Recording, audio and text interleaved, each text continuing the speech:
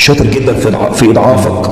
لما بيلاقي لعيب كويس عندك بيحاول ان هو يعمل اي حاجه عشان يجيبه، وممكن اللعيب دوت ما يفرقش معاه حاجه بس هيجيبه عشان يضعفك انت. وده ذكاء وشطاره اداره من النادي الاهلي على مدار تاريخه، انه بيضعف نادي الزمالك، مع العلم نادي الزمالك اصلا هو اصلا في وقت من بيبقى ضعيف.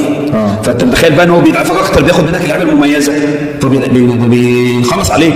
بس ايه امتى اخر مره حصلت الحكايه دي؟ اخر مره امام عاشور، اخر مره امام عاشور الاهلي جابه من الدنمارك. هو انت فاكر الاهلي جابه من الزمالك؟ لا يعني انت قصدك ان القصه دي بترتب له من الاول يعني؟ طبعا. انا اول واحد في مصر قلت ان امام عاشور رايح كوبري وراجع النادي. وايه تعرف حد اسمه في الدنمارك ده؟ ميتلاند؟ انا اعرف الدنمارك دي كان فيلم عادل امام، كان تجربه دنماركيه، بس ده اللي انا اعرفه. الدنمارك انا اعرف ان امام عاشور لاعب سبورتنج لشبونه في اليوروبا ليج وجاب جول.